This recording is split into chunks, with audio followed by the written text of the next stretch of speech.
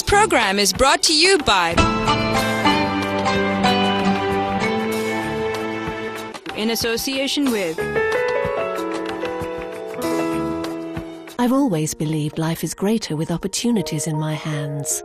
The ground to realize my children's dream. Supporting the family with my own means. With stability. A bit of luxury. A secure future for them. And a fully rewarding life for me. Just the way I planned for it.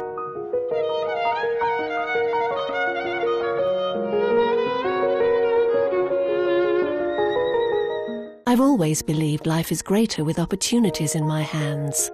The ground to realize my children's dream. Supporting the family with my own means. With stability. A bit of luxury. A secure future for them. And a fully rewarding life for me. Just the way I planned for it.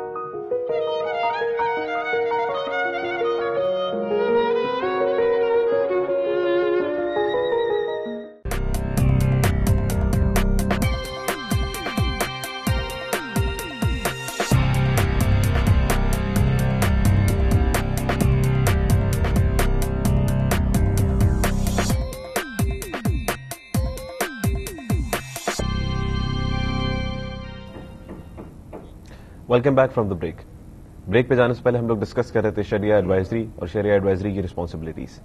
आइए एक और topic को discuss करते हैं. मुफ्ती साहब, conflict of interest जो है of having different school of thoughts के एक एडवाइजरी बोर्ड दूसरे एडवाइजरी बोर्ड को डिफरेंस ओपिनियन पेश करता है, इसके बारे में क्या कहना चाहेंगे आप? मैं समझता हूँ कि this is a blessing, this is basically a blessing. और ये कॉन्फ्लिक्ट क्यों हो रहा होता है? इन अ नटशेल, शरीयत ने कस्टम्स को बहुत ज़्यादा वेटेज दिया है, इम्पोर्टेंस दिया है, जिसको उर्फ के नाम से हम जानते हैं. तो ट्रांजैक्शंस में इस उर्फ का, इस कस्टम का, इस प्रैक्टिस का, इंडस्ट्री प्रैक्टिस, मार्केट प्रैक्टिस को बहुत ज़्यादा वेटेजेस एंड इम्पोर्टेंस मिलती है. और उसी की बुनियाद पर बहुत से डिसीजंस और जजमेंट्स आ रहे होते हैं, बहुत से वर्डिक्ट्स उसी प्रैक्टिसेस को मद्देनज़र रख कर आ रहे होते हैं. वेरिएशन होती है from reason to reason, from people to people. अच्छा, अगर एक इकोनॉमी एक पर्टिकुलर एनवायरनमेंट में काम कर रही है तो वहाँ के नॉर्म्स, वहाँ के प्रैक्टिसेस ज़ाहिरी बात है थोड़े मुख्तलिफ होंगे. लेकिन सर पाकिस्तान की अगर हम बात करें, अगर सिर्फ एक इकोनॉमी की बात करें तो पाकिस्तान में most of the schools are Hanafi and they follow the same उर्फ. सो इसके बाद भी आई डोंट थिंक सो कि अल्हम्दुलिल्लाह the regulators have played a very good role in minimising these differences.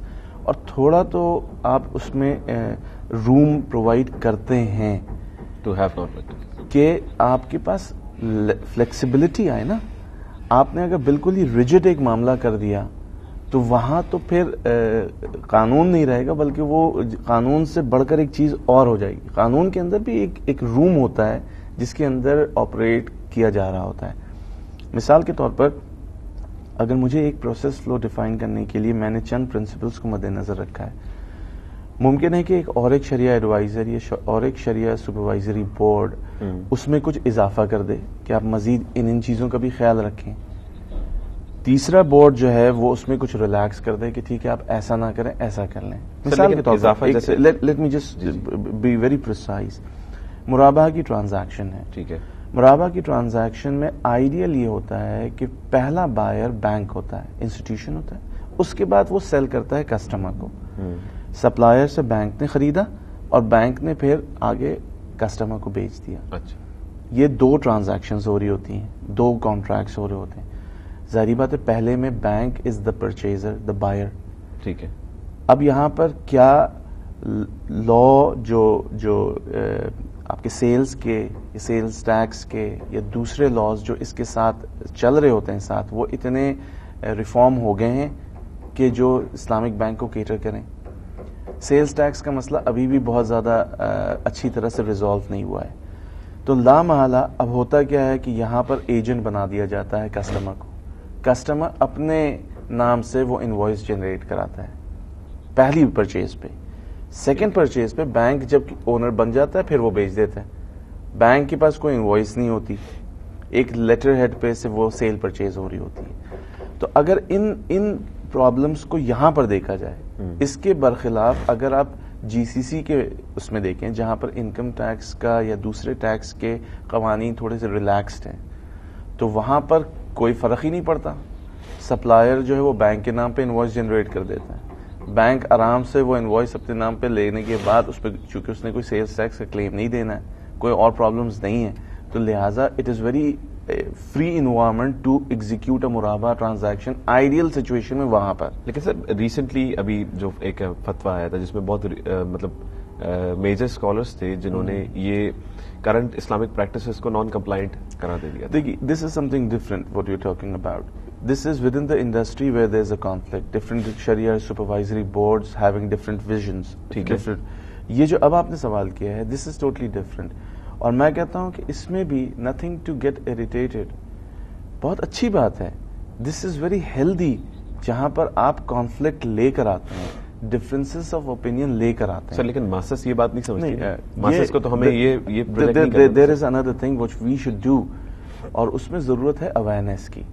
دیکھیے آپ کوئی بھی پروفیشن لے لیں, آپ میڈیکل کا ایک پروفیشن لے لیں, ایک پیشنٹ کے بارے میں ایک میڈیکل بورڈ یہ ڈیسائیڈ کرتا ہے کہ he has to go an urgent operation. ٹھیک ہے, دوسرے بورڈ سے ریویو کراتے ہیں, کہتے ہیں کہ نہیں ضرورت نہیں ہے, ابھی تھوڑے دن ٹھہر جائیں and let's take another chance, کوئی اور وہ میڈیکیشن یا ٹریٹمنٹ پرسکرائب کرتے. ٹھیک ہے, تو ہم وہاں پر تو نہیں کہتے. کیوں؟ کیونکہ we have adopted and we know کہ یہ جو دونوں بورڈ فیصلہ کر رہا ہے اس کے پیچھے کچھ پرنسپلز کارگر ہیں, ان کی اپنی کچھ بیسز ہیں جس کی بنیاد پر یہ فیصلے کر رہے ہیں.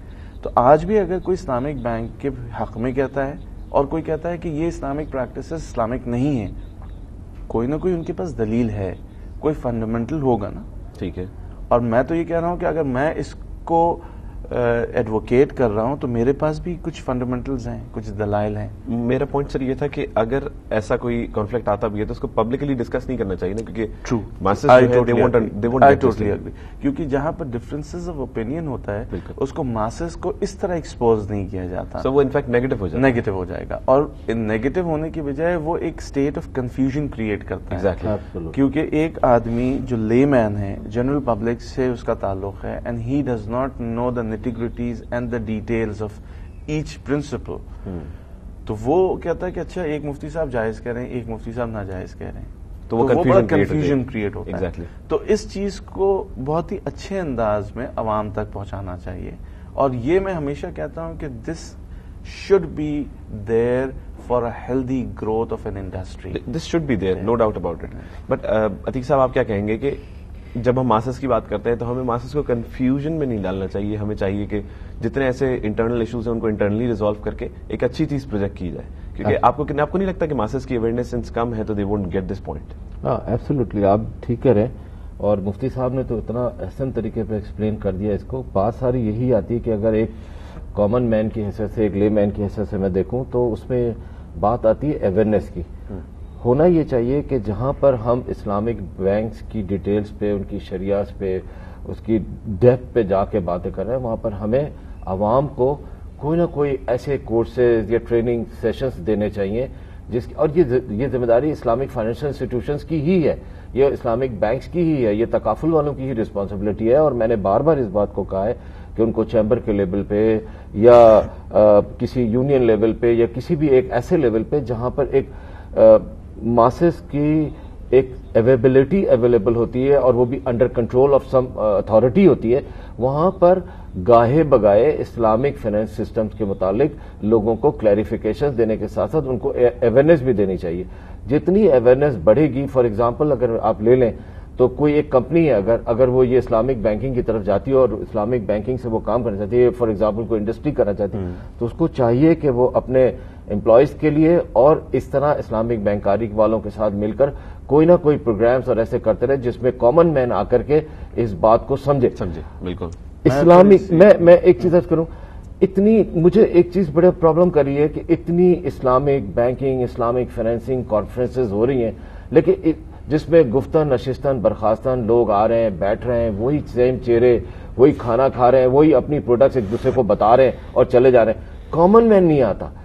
وہ اسٹوڈنٹس جو اب اس بات کے لیے تیار ہو رہے ہیں کہ وہ ان کے فائنل ایئرز چل رہے ہیں اور انہیں کیا نام ہے اکیڈمیا سے انہیں اب اس کے بعد جابس پہ جانا ہے. ہیومن ریسورس بیسس پہ ان کو پک کیا جائے, ان یونیورسٹیز میں جایا جائے, وہ ان اداروں میں جایا جائے اور وہاں جا کر اسلامک فائنینس کے بارے میں ان کو بتایا جائے, اور وہاں سے وہ بچے پک کیے جائیں جو اس کو جوائن کریں اسلامک بینکنگ کو, اور وہ آگے اس بات کی پروموشن پہ کام کریں. اسی طرح فاؤنڈیشن لیول پہ ڈیولپمنٹ ہونی چاہیے. مقصد یہ کہ مختصر to cut the long story short, Islamic banking کی نو ہاؤ کے لیے بہت کام کرنے کی ضرورت ہے, اور جو کانفرنسز ہو رہی ہیں ان کانفرنسز میں ایک دن عوام کے عام آدمیوں کے لیے بھی ہونا چاہیے جہاں اسٹالز لگے ہوں ان تمام اداروں کے جو اسلامک فائنینشیل سسٹمز میں کام کریں, اور اس میں جو بھی آدمی آئے اس کی اجازت ہو وہ آ کر اپنے سوال جواب کرے, لٹریچر ایکسچینج کرے اور اپنی بات کو اور اپنے کوشچنوں کو سمجھ کے جائے. اور ان جیسے محترم شریعہ ایڈوائزرز ان اسٹالز پہ ان اداروں کے بیٹھے ہوں اور وہ ان کے جوابوں کو, ان کے سوالوں کے جواب دے کے, مطلب ڈائریکٹ کنورسیشن. جی ہاں, ڈائریکٹ.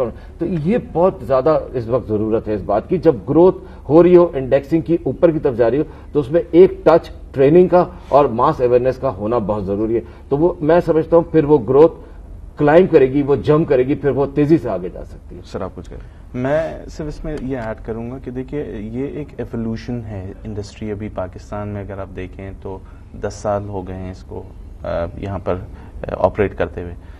نیچرلی ایک پبلک ڈیمانڈ ہوگی, اور جیسے عتیق صاحب فرما رہے ہیں کہ اویئرنیس کریٹ کرنے کے لیے ہمیں بہت انتھک محنت کرنی پڑے گی, جس کے بعد کچھ چیز ڈیولپ ہوگی.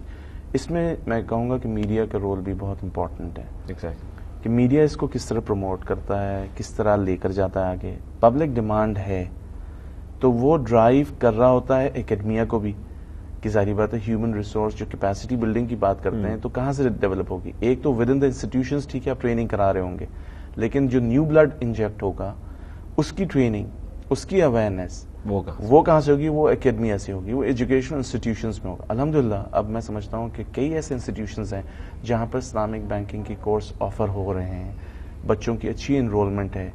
تو یہی چیز ہے کہ جب وہ ایک نیو انٹرنٹ ان اویئرنیس, ان تعلیمات کے ساتھ انسٹیٹیوشن میں آپریشن کے لیے جاتا ہے تو اس میں واضح فرق آئے گا بنسبت یہ کہ ایک آدمی جس کی اچھی ٹریننگ بھی نہیں ہے, جس کو خود اویئرنیس نہیں ہے, اور اس کی زندگی کا ایک کثیر حصہ کنونشنل پریکٹسز سے گزرا ہے, تو وہ اس کو اچھی طرح ایڈوکیٹ بھی نہیں کر رہا ہوتا. بالکل.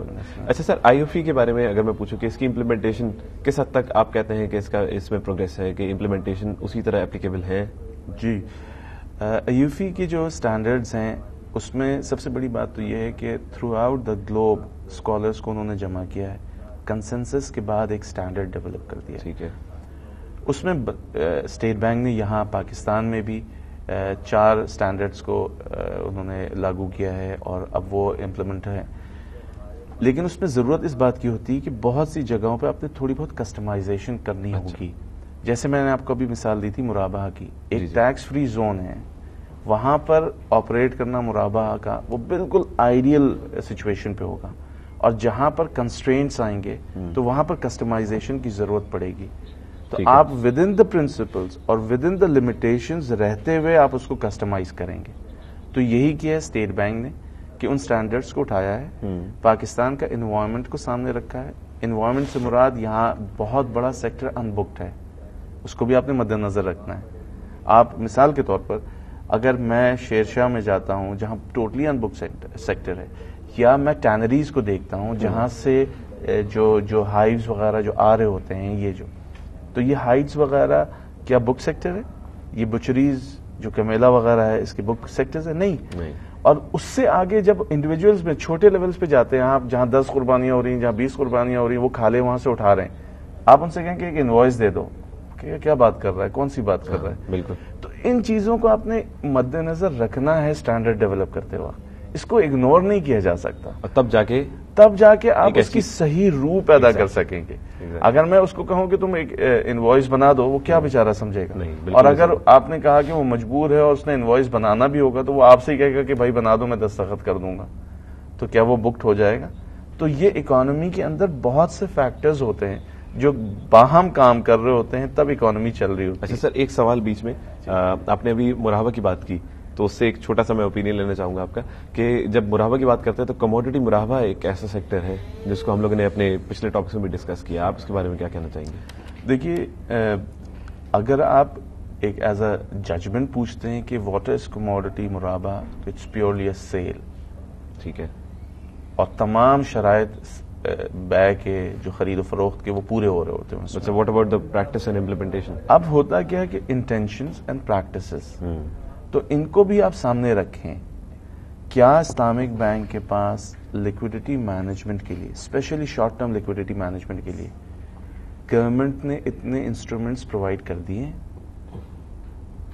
اچھا، اگر نہیں کیے تو آپ کہتے ہیں کہ کموڈٹی مرابع بند کر دیا جائے. میں بھی اگری کرتا ہوں، and I am of this view کہ اس کو نہیں ہونا چاہیے. لیکن جہاں ہم اس کو نگیٹ کر رہے ہیں، جہاں ہم اس کو شن کر رہے ہیں، وہاں ساتھ ساتھ ہم دوسرے آلٹرنیٹیوز بھی تو پرووائڈ کریں. اگر ہم آلٹرنیٹیوز پرووائڈ نہ کریں اور ہم یہ بھی کہہ دیں کہ یہ نہ کرو، ٹھیک ہے، تو یو ہیو ٹو، اگر کوئی بھی میڈیسن ہے، اگر ایک میڈیکل بورڈ اس کو کہتا ہے کہ یہ چیز استعمال نہ کریں، مضر صحت ہے، ٹھیک ہے، لیکن اس کے بہت سے فوائد بھی ہیں، تو آپ اس کا ایک سبسٹیچیوٹ تو پروڈیوس کر کے دیں نا اس کو، کہ وہ لوگ وہاں شفٹ کریں. تو یہ چیز کو اگنور نہیں کیا جا سکتا. رہی یہ بات کہ کیا میں کہتا ہوں کموڈٹی مرابع کرنا چاہیے، تو میں اس کے خلاف ہوں. میں کہتا ہوں کہ نہیں کرنا چاہیے. مجھے اگر اجازت ہو، میں ایک بات کہنا چاہتا ہوں کہ بڑا آسان ہے.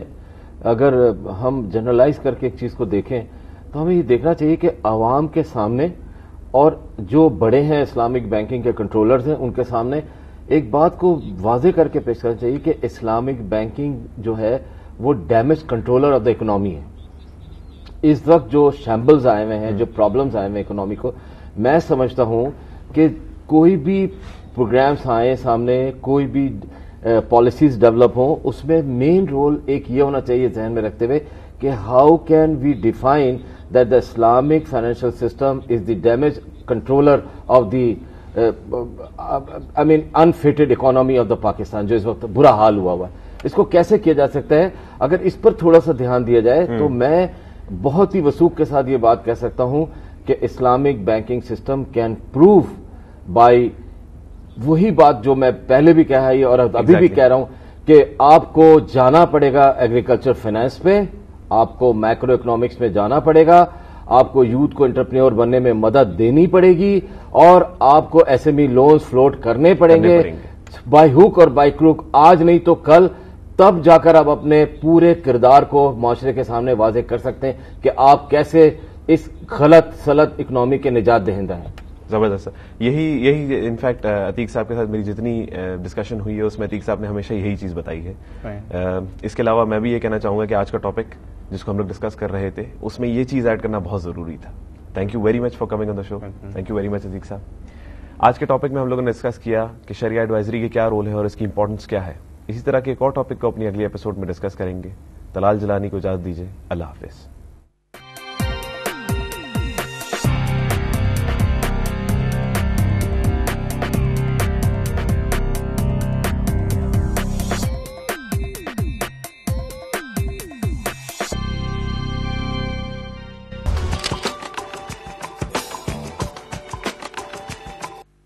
This program is brought to you by in association with. I've always believed life is greater with opportunities in my hands. The ground to realize my children's dream. Supporting the family with my own means. With stability. A bit of luxury. A secure future for them. And a fully rewarding life for me, just the way I planned for it.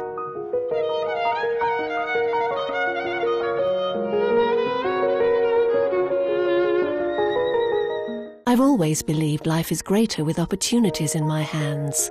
The ground to realize my children's dream. Supporting the family with my own means. With stability. A bit of luxury. A secure future for them. And a fully rewarding life for me, just the way I planned for it.